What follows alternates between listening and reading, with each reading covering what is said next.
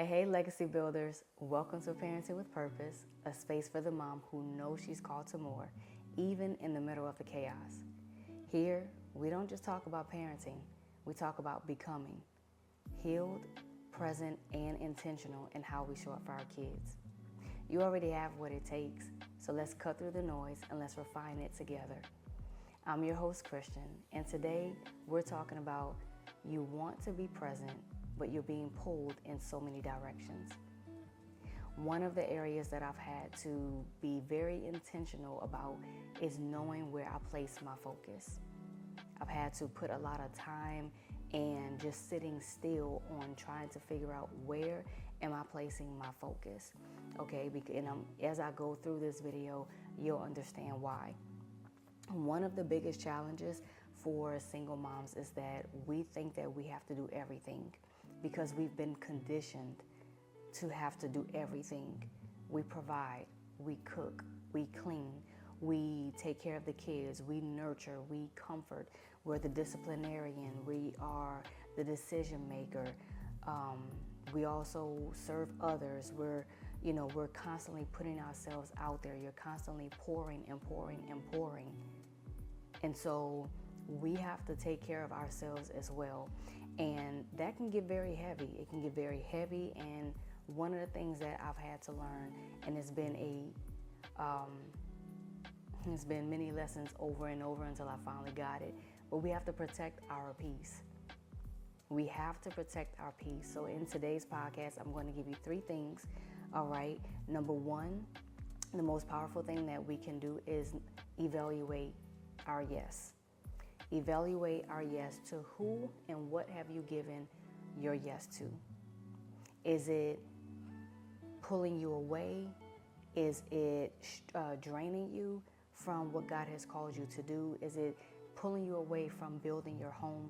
Or does it have you in alignment with building your home? You have to decide. You have to evaluate what to who and to what you have given your yes to. And maybe even to where you have given your yes to. That is something that you have to take time and sit with. All right. Once you know that you have, let's say you are in alignment, good. But let's say that you realize, oh, this is actually pulling me away from building my home and being present for my child. Just apologize. Hey, you know what? I'm sorry. I was wrong. And then you pull back and then you get back into alignment with what God has for you to do in this season. A lot of times, what you used to be able to do in one season, you're not able to do in the next season. And you have to use discernment. You have to ask God for that. All right, which leads to number 2, seek God's wisdom. Seek God's wisdom. James 1:5 says, if any of you need wisdom, ask the Father in heaven, for he gives it freely and without reproach, and he will give it to you. Okay? Learn to take time to just sit still and assess what all is going on in your life. A lot of times we be thinking that we have to do everything. And that is so far from what God is calling us to do. God is not into the hustling mentality. All right? This really helped me out, when you sit still. Now I understand why God tells us, be still and know that I am God. All right? When he says that, and it doesn't mean to just be idle, right?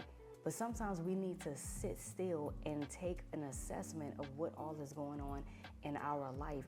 A lot of times, if we just sit still long enough, you'll be able to start catching the patterns that the enemy has been using to get you off track. But you have to learn how to sit still. So learn how to sit still long enough. That's why it's important to wake up and spend time with God. Give God the first part of your day. A lot of times, and I'm not perfect, there are a lot of times that I would like to, and then it just doesn't, because I end up falling asleep. But there are times where I'm like, okay, I have to spend time with God tonight.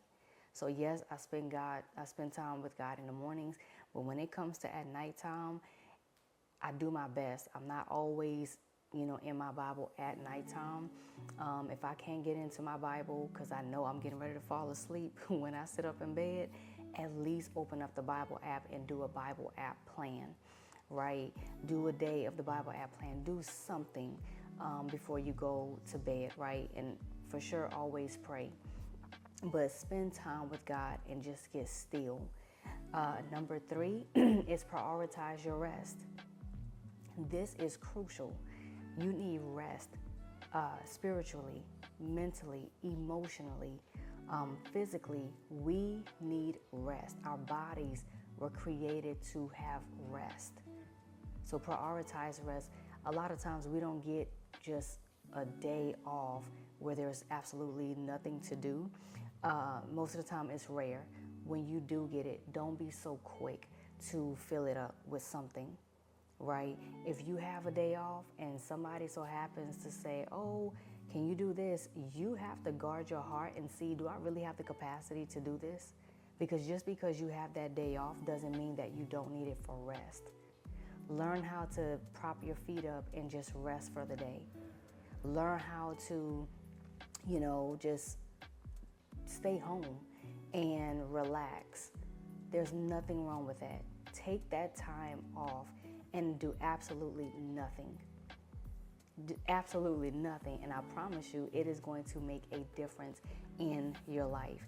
God didn't create us to just be on the go all the time, right? He worked for 6 days, and on that 7th day, he rested. I remember before the school year ended, and my son had just, he had constantly been asking, Mom, can I stay home? Can I stay home? And I would always say no. And eventually I started asking, like, is someone bothering you? Is someone messing with you? Is there something going on at school?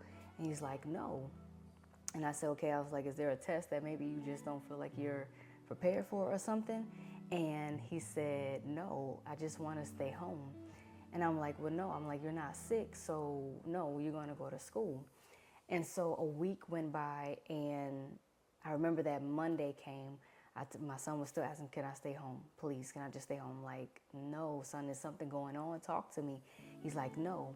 So I dropped him off at school that day. And as I'm driving, after I dropped him off, I'm like, Lord, is this something that I'm missing? Is it something that's going on and maybe he just don't know how to ask me, or he doesn't want to tell me, or maybe it's something that he doesn't know how to really put into words.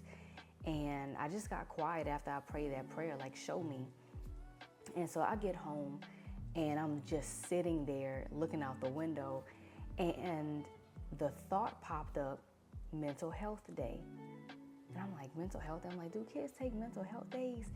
And so I started doing some research, and in some states they actually have it where students are allowed to take mental health days. We don't have that. We don't have that out here. And so I said, well, you know what, God? I said, I understand why he would need a mental health day.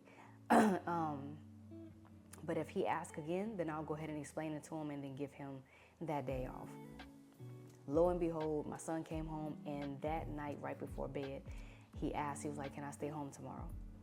So I went ahead and I took that time to explain to him what a mental health day is, what it's for, and what it is clearly not. So I let him, I explained to him, you don't have electronics on mental health day. This is not for you to get on the phone, on a computer, or, with your games. This is a day for you to fill your cup, for you to reconnect, for you to fill your cup up. And so I said, what are some things that you would like to do? And I let him choose, because this was going to be a day for him to just relax. I want him to understand that his mental is still part of, maintaining health, right? And so, long story short, he took a mental health day, and I just watched him. I didn't really interfere with him on that particular day because I really just wanted to see how he would respond to it. And he did really well. He took time to draw.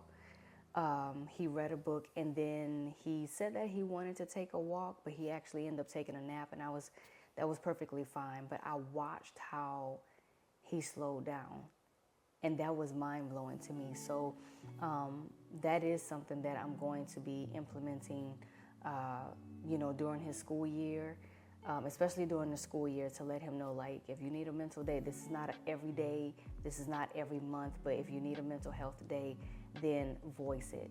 So I just want to share with you why it's important for us to rest. We need rest. So you're going to have to prioritize that, okay?